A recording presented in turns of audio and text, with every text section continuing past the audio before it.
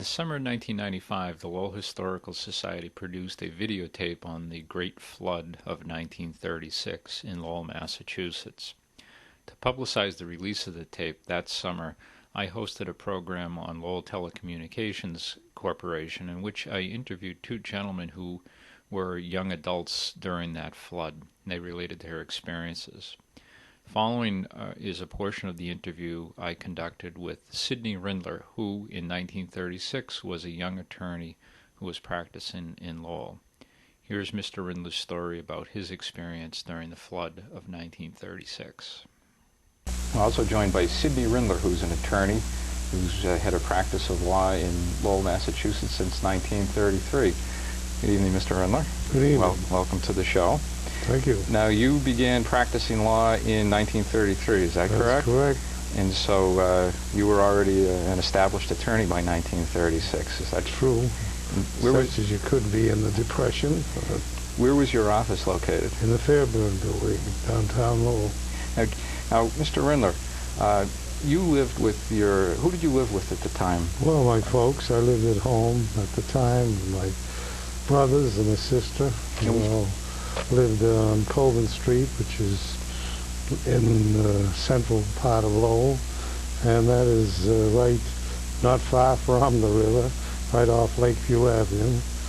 And we lived there since 1913. We were living there. Now, your office was on the other side of the river, correct? Yes, right. We used to cross. As a matter of fact, my daily routine was to walk down Colvin or excuse me, and up Lakeview Avenue and cross Central Bridge, or Bridge Street, bridges we used to call it, and to the Fairburn building. And that was my daily routine, walking. In March of 1936, what is your recollection of the time leading up to the flood? Well, of course, prior to the date of when it actually crested, the river kept rising, and we were watching it and concerned with the fact that it would overflow its banks and so on. But the day in question, I recall leaving my home and proceeding in my usual daily routine down Colvin and over Lakeview Avenue. But as I got onto Lakeview Avenue, I noticed that the river had already reached the level of the banks of the river. It hadn't overflowed it as yet. So we continued on and went over to the office and stayed there most of the day. But about sometime later in the afternoon, I decided I'd better look again to see what was going on. So started back out, left the office, and started to return home. By this time, I noticed as I walked back, the river had risen considerably, and it was now up to the level of the bridge. So that it meant that it had not overflown the bridge, but up to a level, and had spread onto Lakeview Avenue. As a result of that, I could not walk down Lakeview Avenue, but I had to walk down one of the adjacent streets that would lead to my home, which I did. By the time I got there, the water was already spreading down Colvin Street. Now, as we saw from the map, that's a considerable distance from the river. Oh, that's a matter of, what, about 500 yards or so away from the river, at least. And at that time, the water was just about level with the sill of the store, because the store had one step up in order to reach into the store, and it was at that level. So I proceeded into the house and the store. My brothers and sister had already left the house. My folks had decided that it was time to have them go because of the danger that the the waters may keep rising. So they left, and I stayed with the folks, charged the things to them. Now, on this particular day when you get home, where had your brothers and sisters gone to?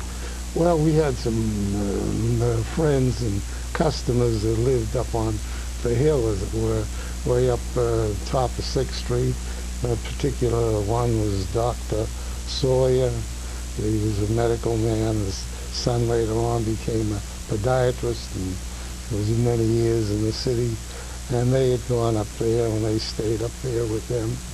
Now, what were you thinking about when you got home and the water was already up to the front door? Well, we were thinking maybe it wouldn't go any higher, or at least we were hoping that it wouldn't.